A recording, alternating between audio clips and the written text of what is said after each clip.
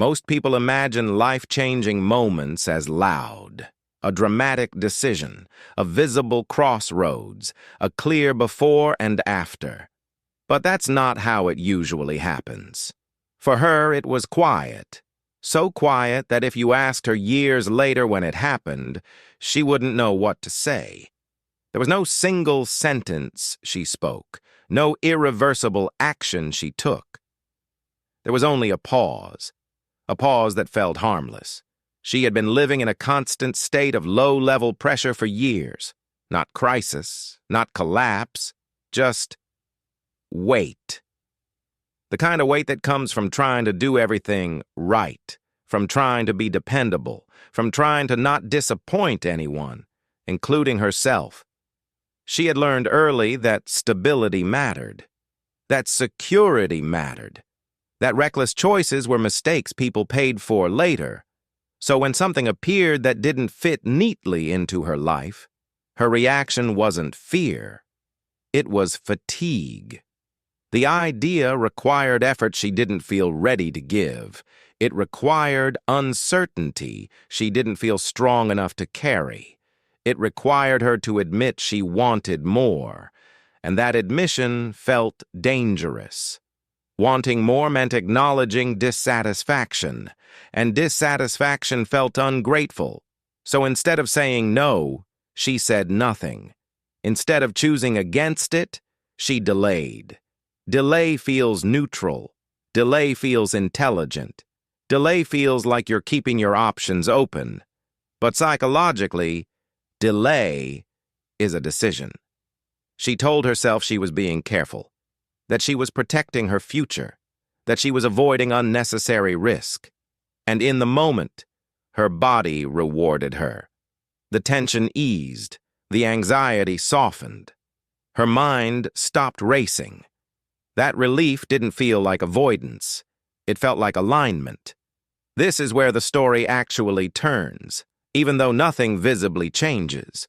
Because the brain doesn't measure decisions by long-term meaning. It measures them by short-term sensation. And in that moment, avoidance felt safe. So her nervous system learned something.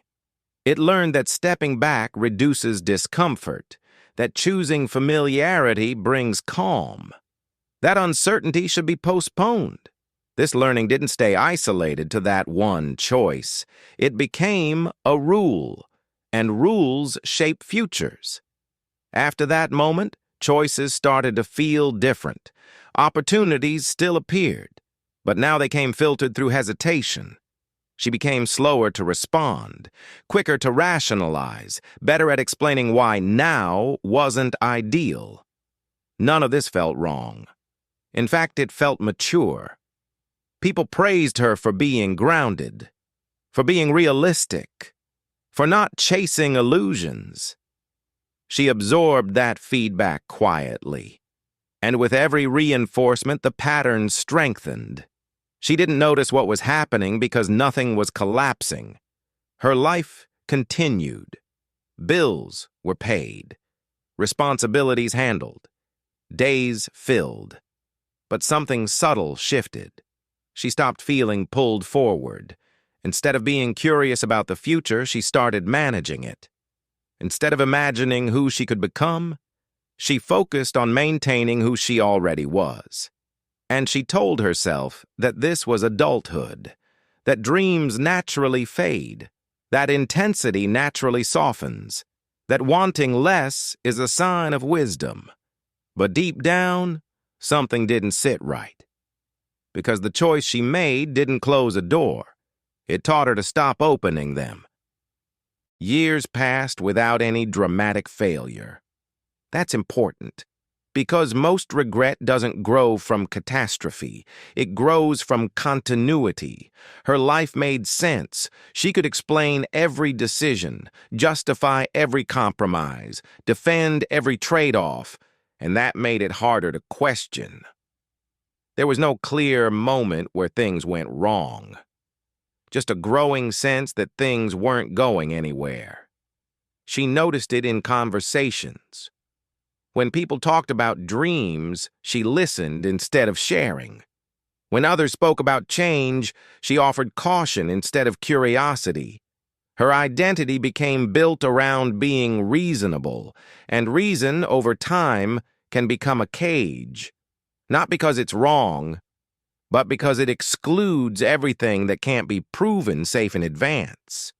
She avoided situations where she might fail visibly, avoided choices that might expose uncertainty, avoided paths that required redefining herself. Eventually, she stopped noticing the avoidance. It felt like preference. I'm just not that kind of person. I value stability. I like consistency. Those statements weren't lies. They were adaptations. Her nervous system had learned that discomfort equals threat. So, it protected her by narrowing her world. The tragedy is that protection feels like care. But protection without growth becomes stagnation. Slowly, she felt disconnected from herself, not in a dramatic way, in a dull way. Moments that should have felt meaningful passed without registering. Achievements landed without satisfaction. Rest never fully restored her energy. She wasn't burned out. She was underengaged. And underengagement is harder to diagnose because it doesn't scream. It whispers. It shows up as boredom you can't explain, as restlessness without direction, as a constant sense that something is missing, but nothing obvious is wrong. Then one day, something small triggered clarity. Not a breakdown, not a loss, just a realization. She couldn't remember the last time she had chosen something because it scared her. Not because it was wise, not because it was expected, but because it felt true. And that's when the regret finally took shape. Not regret for a single decision, but regret for a pattern. She realized the most impactful choice she ever made wasn't the one she avoided. It was the moment she taught herself to prioritize comfort over honesty. That moment shaped how she evaluated risk, how she defined responsibility, how she interpreted fear. And once learned, it quietly ran her life. The future didn't arrive as a punishment. It arrived as a reflection. A life built carefully, safely, logically. And yet something essential was missing, because the cost of that one choice wasn't immediate loss. It was gradual self-erasure, not disappearing physically, but emotionally. The version of herself that once felt alive became hypothetical, and the most painful realization wasn't that she failed. It was that she never truly tried, that she confused patience with postponement, that she mistook caution for wisdom, that she believed comfort was neutral when it was directional. That single choice didn't ruin her life. It decided the direction of every choice after it. And by the time she understood that the